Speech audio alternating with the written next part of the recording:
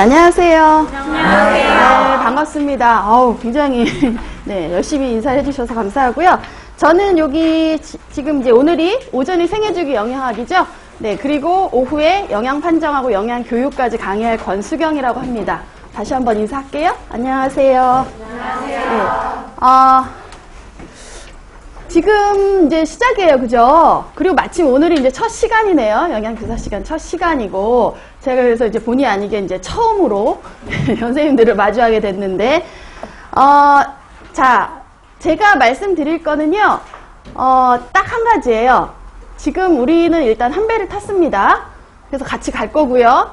그 배가 목적지까지 가야 됩니다. 근데 제일 중요한 거는 자신감이 굉장히 중요하고요. 내가 할 수 있다라는 자신감을 지금부터 시험 보는 날까지 계속 갖고 가셔야 돼요. 그리고 누가 뭐래도 흔들리지 않는 본인의 계획을 실행을 하셔야 돼요. 그래서 아마 이제 지금 마음은 아마 준비를 단단히 하고 오셨을 텐데 사실은 쉽지는 않습니다. 이 임용고시라는 게 쉬운 것은 아니죠. 그런데 같이 하기 때문에 가능한 거예요. 그래서 저는 어떤 역할이냐면, 물론 책을 가지고 혼자 공부하시는 분들도 뭐 많이 계실 거예요. 근데 저는 어떤 역할이냐 하면, 조금 더 오랫동안 이 시험을 지켜본 사람으로서, 그리고 사실은 선배로서 어떤 부분이 중요하다라는 거를 말씀을 드립니다. 그래서 자기가 그냥 책을 읽고 알기만 하면 양이 굉장히 많잖아요. 그래서 그 많은 양을 시험 때까지 다 내 걸로 하기가 쉽지가 않아요. 그래서 저는 시험에 나오는 것들을 주로 알려드려요. 그래서 그 시험에 나오는 것들을 주로 알고 감으로써 우리가 이제 효율적으로 공부를 할 수 있게 할 수 있도록 그렇게 도움을 드리는 역할을 합니다. 그리고 전반적인 거는요, 지금 전체 과정이 저희 이렇게 돼 있어요. 3, 4, 5월에서 12주가 강의예요. 이론 강의입니다.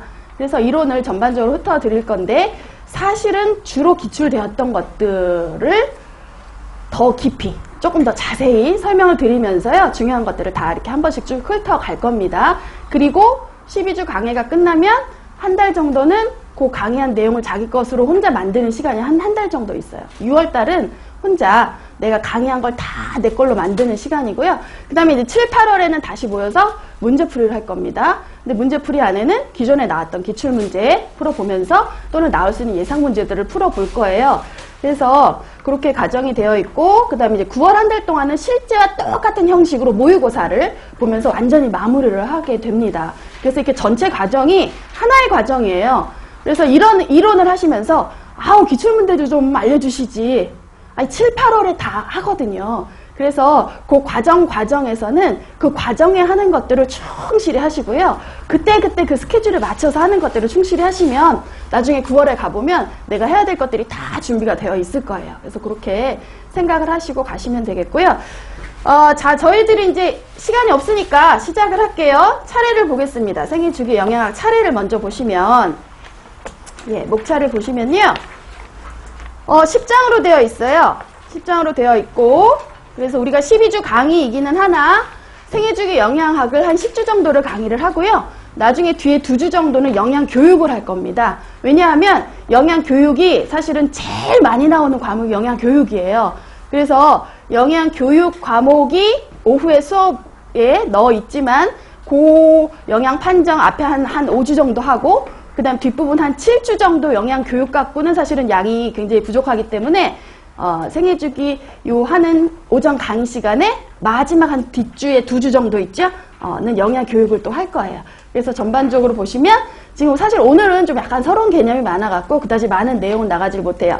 그래서 1주부터 한 10주 정도의 생애주기 영양학을 오전에 강의하고, 그 다음에 11주, 12주째 오전 강의에는 영양교육을 할 거고, 그 다음에 이따 오후 강의에서는 그때 또 잠깐 얘기하겠지만 영양 판정을 한 5주 정도 영양 판정을 할 거고요.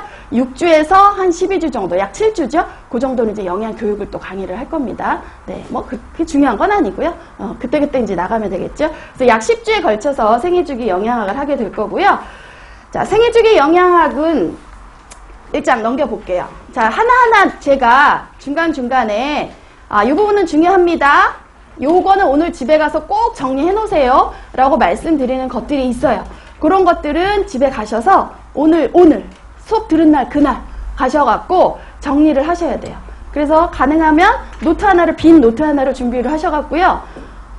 우리가 시험이 지금은 주관식이에요. 단답형이나 뭐 조금 문장, 한 문장으로 쓰는 형태, 또는 2차에 가서는 이제 조금 더 길게 쓰는 형태의 문제가 몇 문제 정도 나옵니다. 그래서 단답형이기 때문에 뭐냐 하면 문제수도 그렇게 많지도 않아요. 그래서 많지 않은 문제수의 단답형이 나온다는 건 뭐겠어요? 중요한 부분이 나온다 얘기죠. 중요하지도 않은 저기 어디 이게 세심한 거 그런 걸 내는 게 아니라 중요한 부분이 나와요. 그런데 중요한 거는 그거를 정확하게 알아야 되는 거예요. 그래서 정확한 단어나 용어나 아니면 정확한 주요 내용을 한 문장 정도로 내가 정리할 수 있는 연습을 하셔야 돼요. 그래서 빈노트를 하나 저녁에 하나 준비를 하셔다가 수업을 듣고 제가 요건 중요합니다. 많이 나왔었습니다. 라는 부분은 집에 가셔갖고 따로 그것만 이렇게 간단하게 정리하는 연습을 하세요. 간단하게. 내가 답을 쓴다 생각하고 공부한다 생각하고 막 길게 쓰는 게 아니라 이 문제가 이렇게 나오면 난 요거 답을 이렇게 한 단어 또는 한 문장으로 쓰겠다 해서 그걸 쓰는 연습을 좀 하셔야 돼요. 그래서 그거를 좀 하기를 부탁드리고요. 뭐 이제 앞으로 12주 동안 제가 잔소리 계속 할 겁니다. 네, 계속 하도록 할게요. 자, 일단 내용을 나가면서 또 말씀을 드리죠. 자, 1장에서는 성장과 발달 해갖고 전반적인 뭐 세포가 성장을 어떻게 어떤 단계별로 하는지, 그 다음에 사람의 몸은 각 기관마다 어떤 성장 패턴을 가지는지 이런 것들을 보는 전반적인 장인데요. 여기에서 제일 많이 나왔던 거는요. 여기 보시면 뒷부분에 그래프가 하나 있어요. 그죠? 네. 스캐먼의 성장, 발육, 곡선이라고 되어 있는 그래프가 있습니다. 앞에 있는 그래프 말고요. 7페이지에 있는 거예요. 자, 그래서 7페이지에 있는 스캐먼의 성장, 발육, 곡선 요거에다가 별표를 딱 해놓으시고 요 장에서는 이게 제일 중요해요. 많이 나왔었어요. 한 뭐 예전에 나왔던 문역, 뭐 객관식 이런 것까지 다 친다면 한 요 스캐먼의 성장 곡선에 대해서 한 2번 정도는 나왔던 내용이에요. 그래서 오늘은 집에 가셔서 이 1장에서는 스캐먼의 성장, 발육, 곡선 이렇게 제목을 하나 빈노트에 딱 하나 쓰시고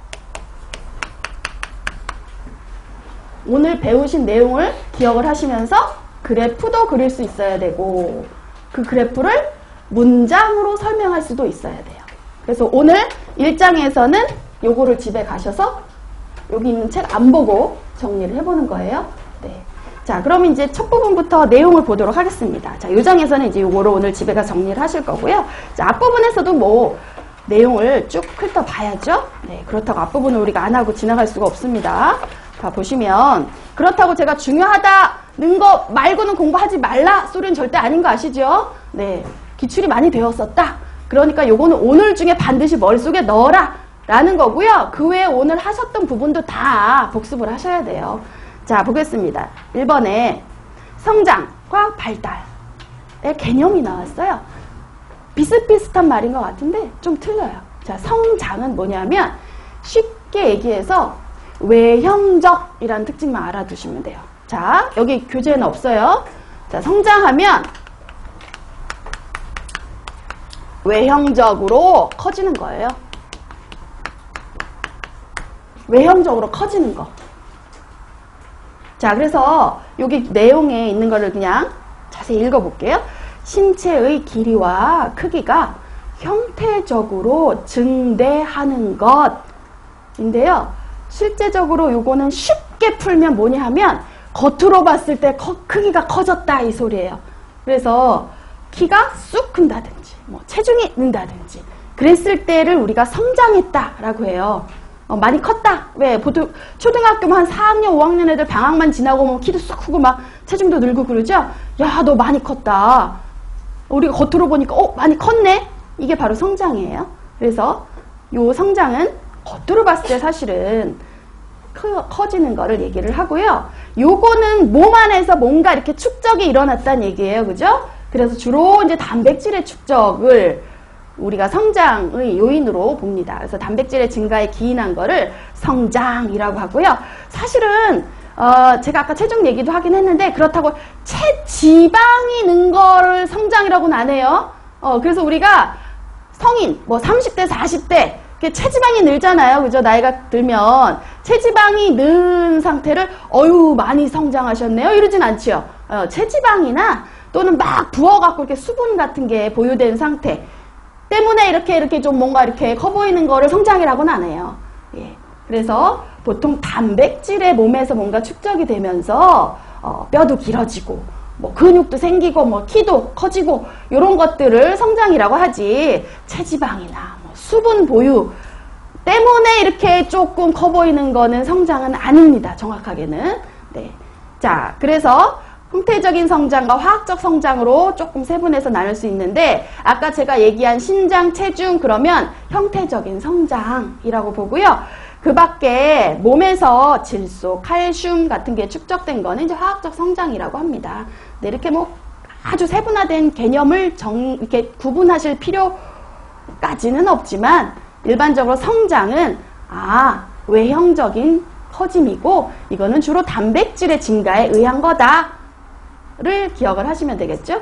자, 두 번째는 발달이에요. 요거는 성장과 구분하시라는 의미에서 아까가 외형이라면 사실은 요거는 눈에 안 보여요. 그래서 기능이 발달을 하는 거예요. 기능이 발달. 그래서 겉으로 봤을 때 뭐 크기가 쑥 커지고 한 거는 아니지만 기능이 왜 갓난 애기들은 사실 별로 할 수 있는 게 없어요. 아주 잔근육 같은 것도 잘 못 움직이고요. 뭐 하다못해 걷기도 잘 못하잖아요. 그죠? 그런데 이제 좀 시간이 지나면서 기고 뭐 이렇게 일어나고 걷고 이런 기능이 발달하죠. 그래서 이렇게 기능을 점점 기능이 이렇게 좋아지거나 성숙해지는 걸 우리가 발달이라고 얘기를 합니다. 눈에는 그래서 눈으로 겉으로 딱 봤을 때는 잘은 몰라요. 예. 뭐 이렇게 크기가 눈으로 봤을 때 확 커지고 이런 거는 아닙니다. 자, 그래서 기능이 성숙되는 과정을 발달이라고 그래요. 그래서 요거를 사실은 성장은 어떤 양적인 성장이고요. 발달은 질적인 성장이라고 할 수도 있어요. 자, 근데 여기 기능도 물론 호흡, 소화, 운동 기능의 발달도 들어가고요. 또는 정서적인 발달도 발달에 포함이 됩니다. 그래서 이렇게 성장과 발달을 일단 구분을 좀 했고요. 네. 외형적으로 커지는 것과 몸에서 기능이 발달하는 것, 질적으로 성장하는 거를 발달이라고 합니다. 자, 그래서 두 가지 그냥 구분만 하시면 되겠고요. 자, 그 다음에 요 두 번째 세포의 성장 단계는 조금 기억해 놓으셔야 됩니다. 자, 우리가 세포가 성장을 할 때 지 마음대로 커지는 거는 아니고요. 단계를 거칩니다. 그래서 보통 성장이 되는 단계가 1단계, 2단계, 3단계. 그리고 이제 성장이 다 마치면 우리가 성숙이라고 해요. 그래서 이렇게 1단계, 2단계, 3단계 성숙 단계를 거치게 되는데 요 세포 성장 단계에 1단계 때 뭐가 일어나고 2단계 때 어떻게 되고 3단계 때 어떻게 되고 요거 정도는 기억을 또 해 놓으셔야 돼요. 그래서 1단계 봅시다. 자, 1단계 때는 뭐가 일어나느냐 하면 세포가 분열을 합니다. 새로운 세포가 계속 만들어져요. 그러니까 어떻게 돼요? 세포 수가 늘어나죠. 그래서 세포의 수의 증가가 일어납니다. 세포 수. 새로운 세포가 계속 만들어져요. 수의 증가가 일어납니다.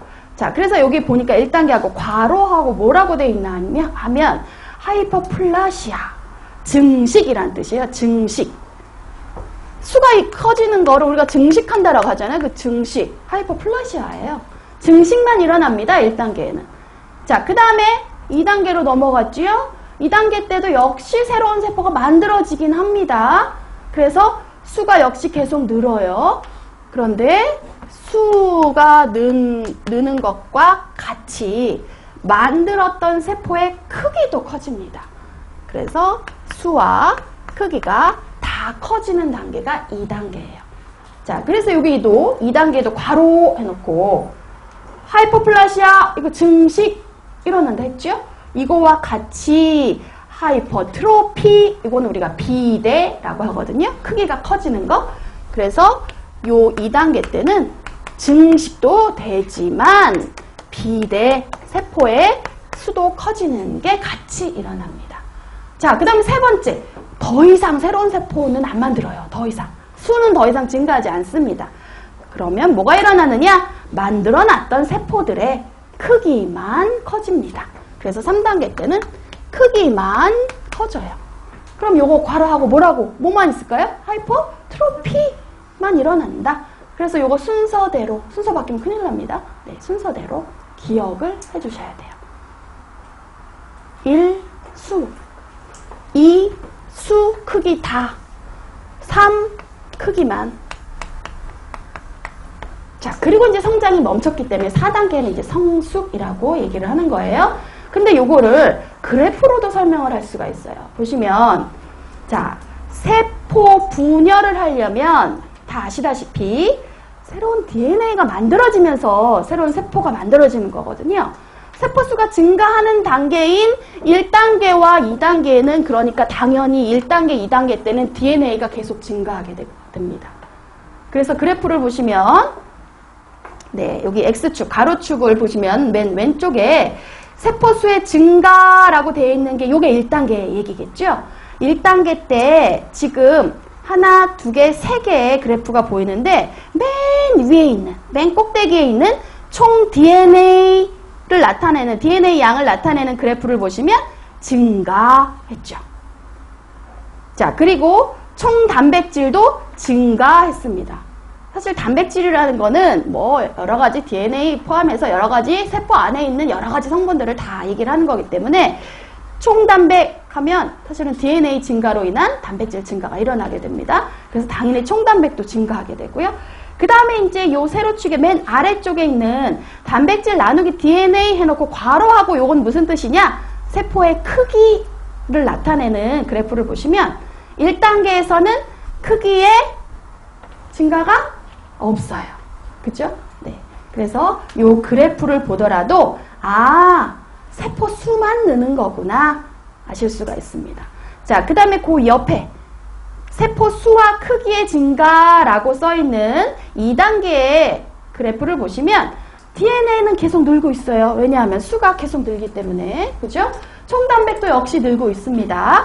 자, 그리고 세포 크기도 어떻게 해요?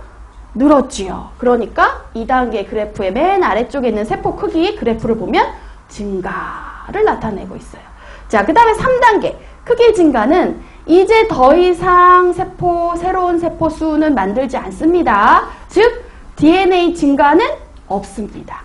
DNA 증가는 없지요. 예. 그리고 총단백, 즉 세포 안에 여러 가지 물질들이 많아지면서 크기가 커지는 거기 때문에 총단백은 계속 늘어납니다. 그리고 세포의 크기 역시 증가하고 있는 단계를 그림으로 이렇게 표현을 할 수가 있습니다.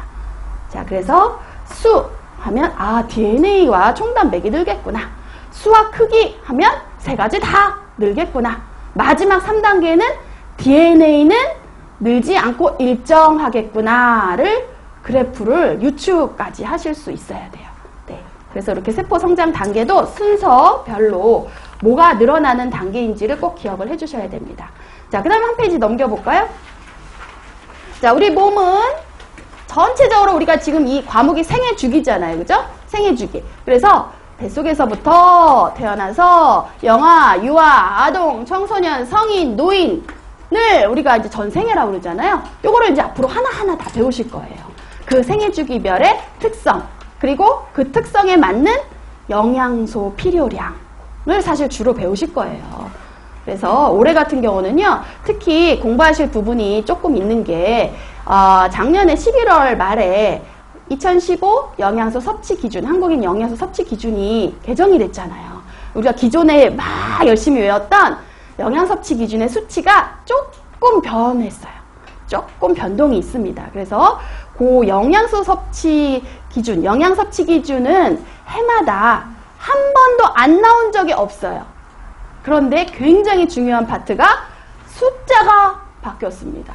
그래서 당연히 올해도 시험에 당연히 나올 거고요. 한 해도 영양섭취 기준에 대한 문제가 빠진 적이 없습니다. 당연히 올해 나올 건데, 나오긴 나올 건데 중요한 건 뭐냐 하면 바뀌었단 말이죠. 작년, 재작년에 공부했던 내용이랑 바뀌었어요.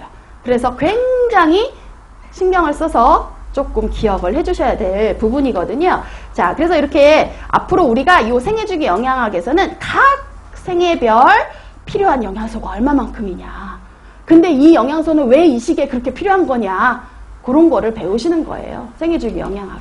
자, 그럼 이제 전반적으로 한번 그냥 쭉, 우리 생애를 그냥 쭉 한번 훑어만 볼 겁니다. 여기서는 이름만 쭉 훑을 거예요. 자, 일단 뱃속에 있을 때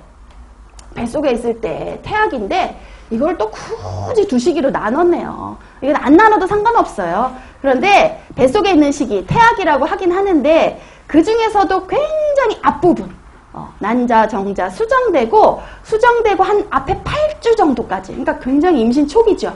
임신 초기는 또 특별히 배아기라고도 불러줘요. 예, 특별히 앞에 임신 초기를.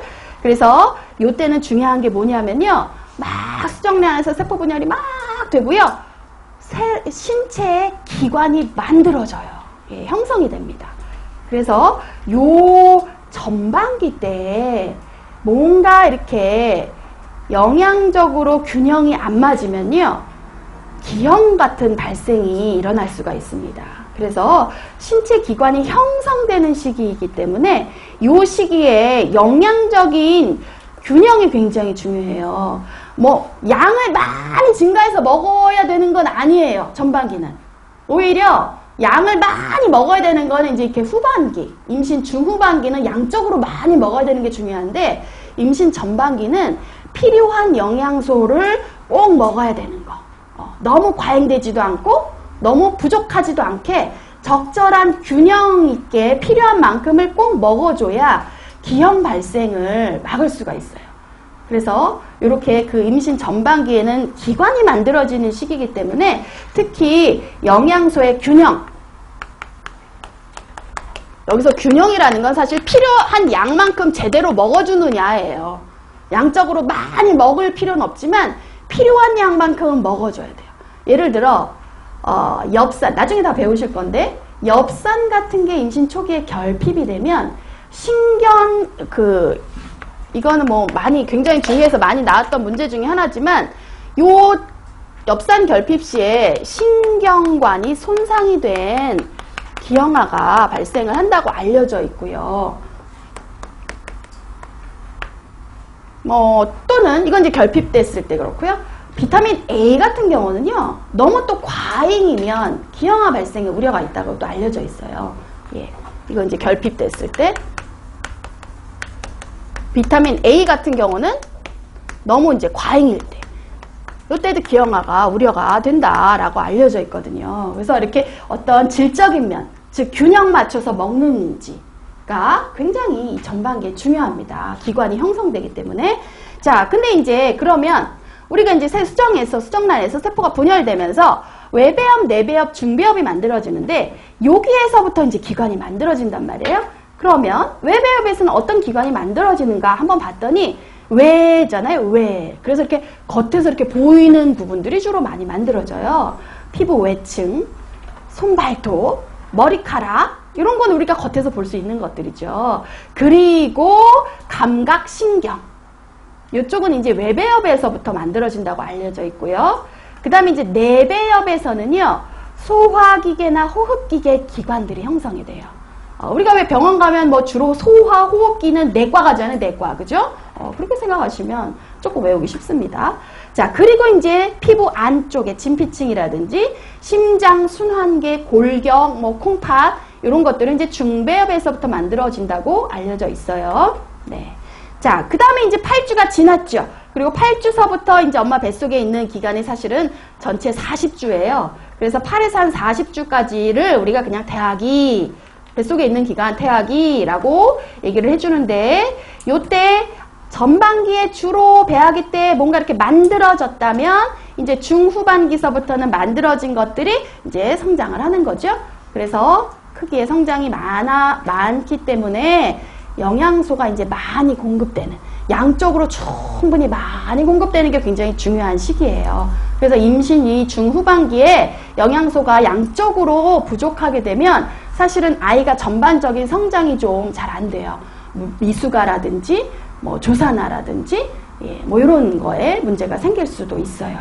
자, 어쨌거나 요 8주에서 즉 8주 이후니까요. 뭐 9주에서 40주 정도라고 생각하시면 되겠어요. 네, 9주에서 한 40주 정도를 태아기라고 하고요. 이때 한 뱃속에서 한 20주 정도 때 신장의 성장 속도가 굉장히 빨라요.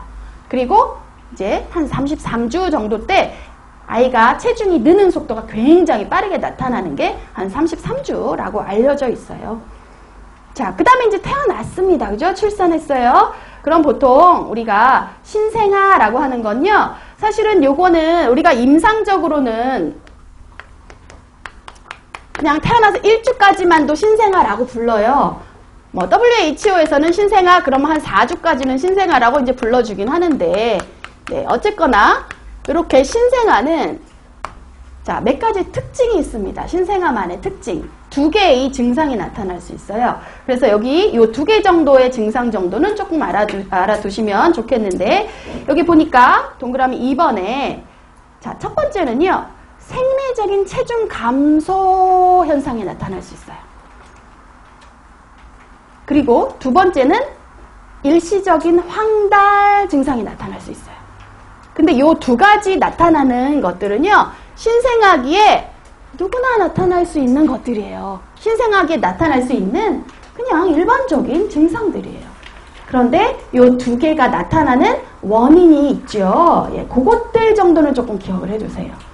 그래서 요 2가지 증상이 나타나는 원인을 정리를 해놨습니다. 자, 근데 이 2가지 정상적으로 나타나는 거는요, 태어나서 요 2가지 증상이 7일 안에는 회복이 되어야 되는 증상들이에요. 즉, 생리적 체중 감소. 일단 요거부터 볼게요. 요건 무슨 얘기냐 하면, 네, 요 앞에 생리적 체중 감소.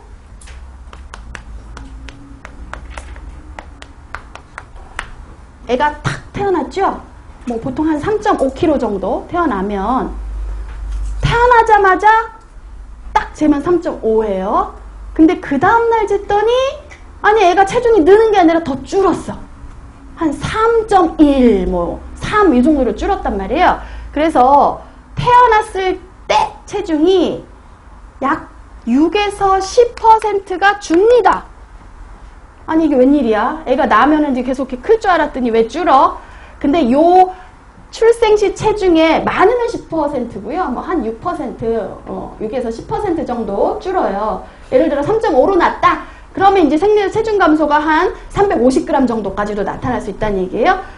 그런데 요 감소는 애가 태어나서 7일 안에, 일주일 안에는 원래 체중으로 다시 회복이 되어야 돼요. 그리고 그 일주일 뒤부터는 쭉쭉쭉쭉 증가해야지 건강한 겁니다. 일주일 안에 회복이 안 되죠.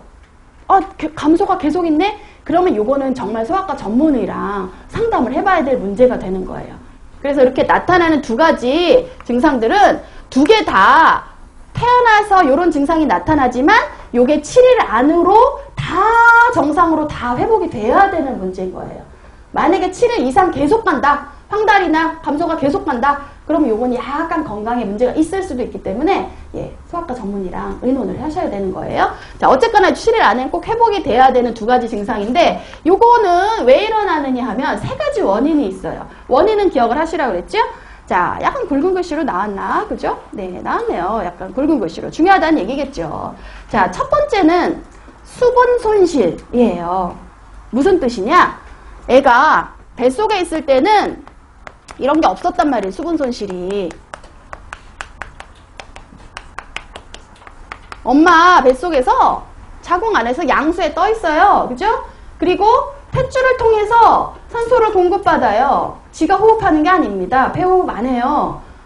그런데 이제 딱 태어났죠? 태어났어요? 그러면 피부가 이렇게 나와 있고, 바깥 공기에 나와 있고, 피부가. 그리고 지가 폐를 통해서 지가 호흡을 합니다. 그러면서 엄마 뱃속에서는 안 했던 폐, 즉 호흡을 통한 수분의 손실과 이 피부를 통해 날아가는 수분의 손실이 있게 돼요. 그래서 딱 뱃속에서 꺼내자마자 체중 쟀을 때는 수분 손실이 없었으니까 문제가 없는데 그 다음날 재보니까 이런 호흡을 통한, 즉 폐를 통한 수분 손실과 피부에서 날아가는 수분 손실분이 있기 때문에 체중이 약간 줄어요. 자, 그 다음에 이제 2번째는 뭐냐 하면 여기 나온 것처럼 배설, 즉 엄마 뱃속에서부터 갖고 있던 태변 또는 뇨, 그래서 태변이냐 뇨의 배설을 하기 때문에 그 다음날 재면 체중이 조금 줄 수 있겠죠. 네. 태변이나 소변, 네. 류의 배설. 그 다음에 세 번째는 조직 이화입니다. 조직 이화. 뭐냐 하면 아이가 에너지가 필요할 거 아니에요. 그런데 태어나자마자 막 영양분을 공급받지 않아요. 애가 딱 뱃속에서 나오자마자 막 모유를 빨아먹는 게 아니거든요. 조금 지나서 모유를 빨아먹어요. 적어도 몇 시간 지나서. 그동안에 지가 필요한 에너지 같은 거를 약간 자기가 갖고 있는 거를 이용해서 쓸 수 있습니다. 그래서 그거를 우리가 조직 이화. 이화는 분해 작용이죠. 그래서 약간의 지가 갖고 있는 거를 조금 이용해서 엄마로부터 또는 뭐 모유를 공급받기 그 전까지 필요한 것들을 조금 이용해서 쓸 수 있어요. 자기가 갖고 있는 걸 분해해서요. 그래서 그거 분해하다 보니까 약간 손실분이 생기는 거예요. 그래서 이런 이유로 인해서 생리적인 체중 감소가 있을 수 있지만 역시 이 증상은 일주일 안에 다시 회복이 되고 그 이후로는 점점 체중이 늡니다. 자, 두 번째 신생아 때 나타날 수 있는 증상은요, 황달이에요. 자, 황달도 원인이 나왔죠? 여기 보시면 여기 설명이 굉장히 잘 되어 있습니다. 문장으로. 얘가 이제 헤모글로빈을 갖고 있는데 이 헤모글로빈이 이제 이게 뱃속에 갖고 있던 태아형 헤모글로빈이거든요. 요게 이제 분해되면서 이렇게 성인형 헤모글로빈으로 이제 또 새로이 만들어져요. 자, 그래서 어쨌거나 뱃속에서부터 갖고 있던 헤모글로빈은 이제 분해가 되고 또 새로운 헤모글로빈이 또 만들어지는 그 과정입니다. 그럴 때 요 헤모글로빈이 분해가 되면 빌리루빈이라는 게 나와요.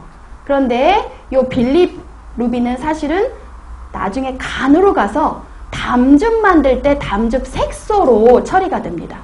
그런데 이렇게 간에서 빌리루빈을 가져다가 얘를 담즙 색소로 만들어주는 일을 하려면 간 기능이 제대로 돼야 되는데 아직 어리기 때문에 그 빌리루빈을 간에 가져가서 처리하는 능력이 아직 미숙해요. 그러다 보니까 빌리루빈이 혈액에 조금 남아있어요. 혈액에 남아있으니까 약간 황달 증상이 보이는 겁니다. 자, 그래서 여기 이건 뭐 문장으로 자세히 설명이 되어 있는 얘기입니다. 자, 그래서 헤모글로빈이 분해가 되면서 빌리루빈이 나오는데 요거를 간에 가서 처리를 해줘야 된단 말이에요. 담즙 만들 때 요걸 갖다가 써야 되는데 그 처리하는 능력이 아직 미숙합니다. 그래서 혈액에 조금 빌리루빈이 있으면서 약간 황달 증상을 보이는 거를 얘기를 하는데 얘도 7일 안에 없어져요. 그래서 정상으로 됩니다. 근데 만약에 이게 일주일, 2주일이 가도 애가 계속 황달이다. 그러면 이제 그때는 아까 얘기한 것처럼 의사랑 상의를 해줘야 됩니다. 자, 그래서 이렇게 두 가지 증상이 자연적으로 나타난다. 누구나 이건 뭐 병 아니에요. 물론 일주일 안에 이 증상은 없어져야 됩니다. 자, 원인 정리하세요. 원인. 이 두 가지가 나타나는 원인 정리하시고, 자, 그 다음에 이제 우리가 신생아기를 지나서 태어나서 1세까지, 즉 태어나서 돌 때까지를 우리가 영아기라고 해줘요. 자, 이때는 우리가 제1의 급성장기라는 굉장히 중요한 특징이 있는 시기, 즉 전 생애를 거쳐서 성장 속도가 가장 빠른 시기입니다. 전 생애. 물론 성장은 사실은 청소년기까지 하고 안 됩니다. 그래서 전체적으로 성장되는 속도를 봤을 때 가장 성장 속도가 빠른 시기이기 때문에 제1의 급성장기라고 얘기를 해주고요. 요거는 이제 영아기에서 우리가 또 배우실 거예요. 자세하게. 자, 그 다음에 이제 만 1세에서 5세까지를 유아기라고 하고요. 물론 이제 성장이 계속되고 있습니다. 영아기보다는 성장 속도가 살짝 떨어지긴 했지만 계속 성장이 되고 있어요. 자, 그리고 만 6에서 11세까지를 우리가 아동기라고 얘기를 해주죠. 역시 꾸준하게 성장이 되고 있고요. 자, 그 다음에 이제 청소년기를 중고등학교 시기예요. 사실은 이때가. 그래서 보통 12, 18세까지가 청소년기인데 요때 또 한 번 또 성장 속도가 확 빨라집니다. 그래서 청소년기가 제2의 급성장기다라고 우리가 얘기를 해주고 있죠. 자, 그래서 청소년기 하면 성장은 끝나게 됩니다. 네. 그리고 이제 성인기와 노인기까지 이어지는 겁니다. 그래서 19세에서 64세까지 굉장히 긴 기간이 성인기이고요. 그 다음에 이제 65세 이후가 노인기라고 우리가 얘기를 하고 있어요. 자, 그래서 앞으로 요거를 하나하나 한 단계 한 단계를 자세히 배우실 거예요. 예, 생애주기 영양학은 그겁니다. 요 시기에 어떤 특성이 있고 그 특성에 맞으려면 어떻게 영양소 권장량을 얼마 정도를 섭취해야 되느냐, 요거를 다 숫자까지 기억을 해주시는 과목이 바로 생애주기 영양학이라고 보시면 되겠죠. 네. 자, 그 다음에 세 번째로 넘어갈게요. 그래서 전반적으로 그냥 한번 쭉 시기의 이름만 쭉 훑은 거예요.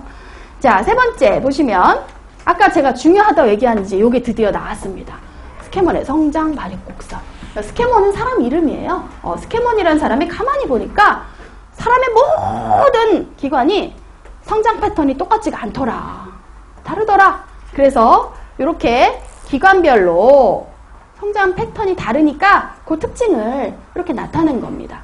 자, 그래서 아까 말씀드린 것처럼 요 스캐먼의 성장 곡선은 그림도 그리실 수 있어야 되고요. 물론 이제 그려라 라는 문제가 나온 적은 없어요. 어떤 문제가 나왔었냐면 객관식으로 나왔을 때는 요 그림을 딱 보여주고 요게 임파계형, 뭐 신경계형, 일반형, 생식기형 요 이름 있죠? 요 이름을 빈칸으로 하고 요 곡선에 맞는 요 이름을 골라라. 이게 생식기형의 성장 패턴인지 일반형의 패턴인지 골라라. 그런 거 물어보는 문제가 나왔는데 뭐 얼마든지 또 나올 수 있겠죠. 네. 그래서 요 패턴 그림을 딱 보면 이게 어떤 기관의 성장 패턴인지 알아두셔야 되고 정확한 이름으로 알아두셔야 되고, 또는 만약에 이거를 서술형으로 나온다면 문장으로 쓸 수도 있어야 돼요. 그래서 신경계형의 성장 패턴의 특징을 써라. 그러면 쓸 수 있어야 됩니다. 자, 그래서 그 옆에는 문장으로도 정리를 해놨으니까요. 두 개를 같이 이렇게 보도록 할게요. 자, 일단 첫 번째가 뇌나 척수 같은 거. 요것들이 이제 신경계형의 성장 패턴을 보이는 기관들이에요. 그래서 신경계형이라는 그 부분에 밑줄을 치시고 신경계형의 패턴을 보죠. 성장 패턴. 자, 여기 그림을 한번 보니까 신경계형은 여기 100에 굉장히 어린 나이에 100에 가까워져 있어요. 여기 100이 뭐냐면 요게 바로 성인의 기능이에요. 100. 요 100이 바로 성인치예요. 성인치. 그래서 봤더니 100이 성인 기능이라고 봤을 때 이미 신경계형은 자, 연령을 보면 거의 6세 정도 되니까 뭐 거의 지금 뭐 이렇게 한번 쭉 보세요. 눈으로 그냥 대충 봐도 한 90% 성인의 90% 정도까지 발달 다 해버렸네요. 그죠? 그리고 더더군다나 이 곡선의 경사도가 급하게 올라간 게 이 굉장히 0에서 2세 사이에 보시면 굉장히 급한 경사가 보여요. 급성장했다는 얘기예요. 그래서 요 태아기, 사실은 여기 뱃속에 있는 태아기는 안 나왔잖아요. 근데 뱃속에서도 굉장히 이 신경계형의 발달이 급속해요. 그래서 태아기와 영아기에 또는 여기 사실은 우리가 보통 만 1세 이후는 유아기라고 표현을 해주니까 영유아 초기에 급속히 성장한다라는 특징이 있습니다. 신경계형의 성장 패턴을 보시면 특징을 딱 한마디로 요약한다면 영유아 초기에 급속히 성장. 교재에 나와 있잖아요. 그죠? 네. 영유아 초기에 급속히 성장한다. 그래서 사실은 네, 뭐 한 6세 정도, 사실 10세 되니까 그냥 100에 가까웠네요. 100 성인치. 예, 그래서 영유아 초기에 급속히 성장을 하고요. 10세가 되면 성인하고 똑같아집니다. 자, 그리고 두 번째 볼까요? 림프, 편도, 흉선 이런 것들을 우리가 성장 패턴을 보면 임파계형이라고 표현을 하는데, 임파계형도 굉장히 특징적이에요. 그림이 삐쭉 올라갔어요. 200까지 성인의 2배 기능까지 치솟았다가 다시 이제 성인치로 떨어져요. 근데 그 2배로 삐쭉 올라간 그 나이가 중요하겠죠. 네. 언제쯤이냐 하면 한 10에서 12세경에 현저히 발육하는데 거의 성인의 2배, 까지 갔다가 다시 성인치로 내려오는 특징을 보이는 겁니다. 자, 그래서 임파계형의 특징을 보시면 10, 11세경에 현저히 발육해서 성인의 2배 높은 비율로 급성장하다가 감소한다라는 특징이 있고요. 그림 해놓고 요 임파계형을 딱 가려놔도 이거 임파계형이라고 쓰실 수 있어야 된다는 얘기죠. 자, 그 다음에 세 번째 생식기형을 볼게요. 고환, 난소, 자궁 요런 기관들인데 생식기형의 특징을 보면 거의 발달이 없어요. 청소년기 전까지 발달이 없죠. 밑에 계속 있어요. 밑에. 그러다가 12세 이후, 즉 사춘기 이후부터 급성장 한다라는 또 특징이 있죠. 그래서 그래프를 보면 딱 너무나 특징적이기 때문에 이게 신경계형인지 임파계형인지 생식기형인지 알 수 있어요. 자, 그 다음에 네 번째는 우리가 일반형이라고 표현을 하는데 요 지금 앞에서 얘기한 기관들 아닌 기관들 있잖아요. 그죠? 예, 이 앞에서 얘기하지 않은 것들이나 또는 키라든지 체중 같은 것들의 전체적인 성장 패턴은 우리가 일반형의 특징이 있다라고 얘기하는데 일반형은 보니까 약간 눈 S자형을 나타내요. 똑바로 쓴 S자는 아닌 것 같죠? 살짝 눈 S자형의 형태를 보입니다. 일반형 실선으로 나와 있죠?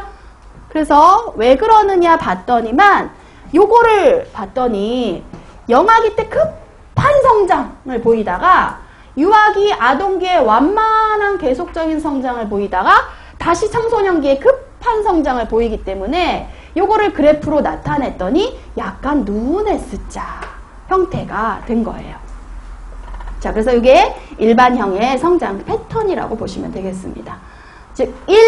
급성장기인 영아기와 유아 아동기의 완만한 성장 속도 그리고 2. 급성장기인 청소년기의 급성장 패턴을 그려보니까 눈 S자가 나오게 된 겁니다. 자, 그래서 이렇게 옆에 문장과 오른쪽에 그림, 특히 요 그림 옆에 무슨 형이라는 이름은 정확하게 기억을 좀 해주셔야 됩니다. 쓰실 수 있어야 됩니다. 자, 그래서 스캐먼의 성장 곡선이 이렇게 중요한 거고요. 자, 그 다음에 스캐먼 말고요. 다른 사람도 성장에 대해서 얘기는 했어요. 그래서 참고 삼아 여기 스캐먼 말고 보시면 뭐 스트라츠라는 사람도요. 예, 신체 성장이 주기적으로 보인다. 그래서 주기성을, 성장의 주기성, 주기적인 특징을 얘기한 스트라츠라는 사람도 있는데요. 뭐 참고 삼아 보자면, 자, 이 사람은 성장이 주기적으로 나타난대요. 어떻게 나타나냐 하면, 키나 몸무게, 골격의 이런 발육 단계에서 보면, 신장기, 즉, 키가 확 자라는 시기하고, 충실기, 일본 체중이 느는 시기가 이렇게 교대로 나타나더라. 라고 주장을 했어요. 근데 실제로 보시면 왜, 보통 초등학교 아이들 한 3학년 막상 요맘때 막 이렇게 여자아이들이 이렇게 사이 통통하겠지만 어른들이 왜 아유 이제 저기 키 클라 그러나 보다 그러잖아요. 그죠? 실제적으로 체중이 늘었다가 그 다음에 보면 또 키가 확 자라요. 그래서 이렇게 충실기와 신장기가 주기적으로 사실 나타납니다. 그래서 스트라츠라는 사람이 이제 그거를 얘기를 한 거고요.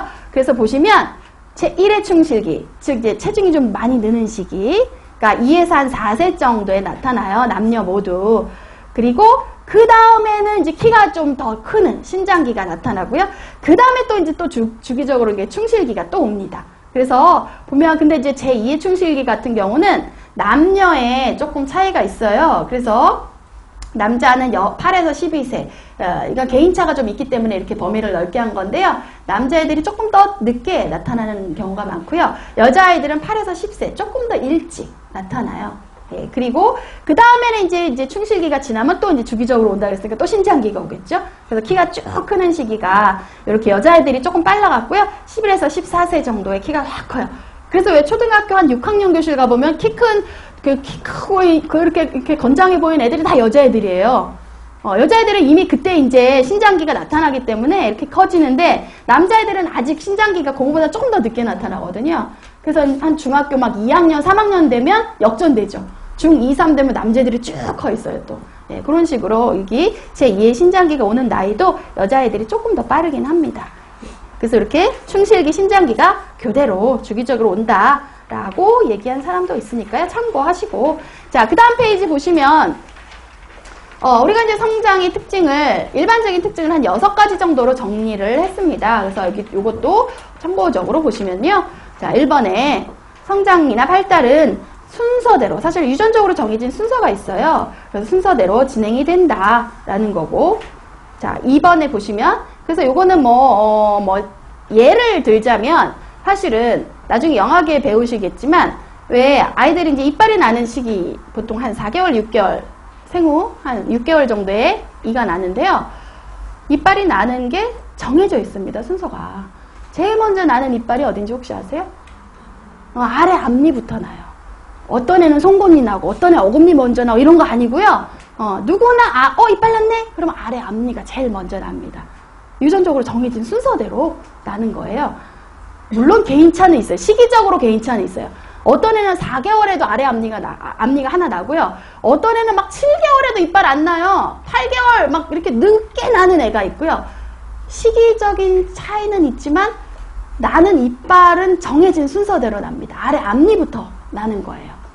그래서 요거 한 예이긴 하지만 어쨌거나 성장 발달은 일반적으로 유전적으로 정해진 순서대로 진행이 되는 거고요. 자, 그 다음에 두 번째. 연속적으로 진행이 되죠. 그래서 보통 성장기가 만 18세까지예요. 태어나면서부터 18세까지는 성장을 계속합니다. 계속해요. 그렇지만 성장 속도는 조금 다르죠.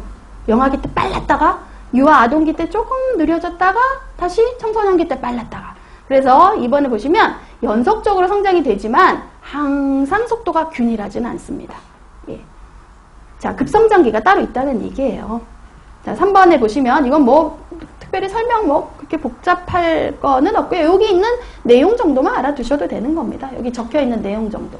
자, 3번에 보시면 체내기관이나 기능의 성장 발달에는 결정적 시기가 있다. 성장에 중요한 시기가 있거든요. 요 시기 때 영양소가 제대로 공급이 안 돼서 요 시기 때 필요한 성장이 안 됐다. 그럼 이게 정상으로 회복이 안 될 수도 있어요. 예를 들면 뇌 발달에는 사실은 영아기 때 영양분이 굉장히 중요해요. 근데 그 시기에 뱃속에 있을 때, 즉 태아기나 영아기에 영양소 공급에 문제가 있어서 요때 굉장히 중요한 발달 시기인 뇌 같은 경우는 요때 제대로 공급이 안 돼서 요때 뭔가 발달 성장이 안 됐다. 그러면 요게 나중에 커서 영양소를 나중에 공급해도 사실은 그때 못한 부분들이 다시 회복이 안 될 수도 있어요. 그래서 이렇게 굉장히 중요한 어떤 결정적인 시기에는 반드시 영양소 공급을 통해서 그 시기에 중요한 기관이 정상적으로 발달하도록 성장하도록 돕는 게 굉장히 중요하고요. 자, 그 다음에 그 얘기가 지금 저기 써 있습니다. 이 시기 영양 결핍 등은 비가역적 감소, 즉 다시 회복되지 않는 거예요. 비가역적 감소라는 건. 일단 감소된 것이 나중에 회복이 되지 않습니다. 이 결정적 시기의 영양 결핍은. 자, 그 다음에 네 번째 보니까 개인차가 있어요. 개인차가 큽니다. 성장은. 애기들도요. 어떤 애기 똑같이 3개월, 6개월, 1년 돌쟁이라고 해서 애들이 다 똑같은 거 아니잖아요. 어떤 애들은 조금 더 크고 키 크고 어떤 애 좀 작고. 그래서 요거는 유전적이건 또는 후천적이건 영양 공급이라든지 환경에 의한 거라든지 여러 가지의 원인이 있지만 어쨌거나 개인차가 있습니다. 자, 다섯 번째. 이거는 순서예요. 성장의 순서인데요. 일반적으로는 상체에서 하체로 갑니다. 즉 머리에서 아래로 진행이 되는데, 그래서 보시면 뱃속에 있을 때는 주로 머리가 발달해요. 머리가. 그래서 딱 태어나서 보면 애가 전체에서 머리가 4분의 1 차지해요. 깜짝 놀라죠, 엄마가. 아니, 이런 머리가 4분의 1을 차지하는 애를 내가 낳다니. 정상입니다. 왜? 엄마 뱃속에서는 일단 머리가 먼저 발달하는 거예요.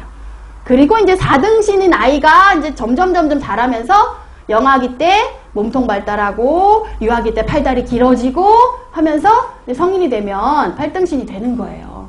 그래서 머리에서 아래로 발달해요. 뱃속에서 처음에는 머리 발달하고 태어나면 이제 그 다음에 이제 몸통 길어지고 그 나이 조금 더 들면 이제 팔다리 길어지고 이렇게 되는 거예요. 자, 그래서 머리에서 아래로 진행된다라고 표현을 하는 거고요. 자, 6번에 보시니까 여러 가지 영향을 받는다. 제가 아까 그랬잖아요. 개인차가 있는데 유전적으로도 그렇고 뭐 후천적으로도 뭐 얘가 인종, 성별, 뭐 여러 가지 영양 상태, 뭐 질병 뭐 등등 이런 거에 영향을 받을 수가 있습니다. 성장. 그래서 이렇게 6가지 특징으로 성장의 특징을 일반적인 특징을 그냥 간단하게 좀 봤고요. 자, 그 다음에 이제 요 문제가 하나 있어요. 여기 기출문제라고 해서 뭐 요 똑같이 나온 건 아니지만 요런 거를 대략적으로 물어보는 문제가 한 2번 나왔기 때문에 한번 우리가 정리하자라는 의미로 제가 지금 사실 말씀을 드렸었지만 요거 집에 가서 정리하시라 했지만 요 기출문제에 대한 답을 쓰시면 요게 정리가 되는 겁니다. 자, 그래서 요거는 제가 선생님들한테 생각을 하고 예, 정리할 기회를 드리도록 하겠습니다. 지금 제가 말씀을 안 드릴 거예요. 다음 주에 수업 시작할 때 요거를 한번 얘기를 하고 복습을 하고 네, 수업을 들어가도록 할 겁니다. 자, 그래서 여기 1, 2, 3, 4 빈칸을 채우시는 게 요거 정리하는 똑같은 내용이니까요. 오늘 집에 가셔서 요거를 채우시면 되겠습니다. 조금 쉬었다 할게요.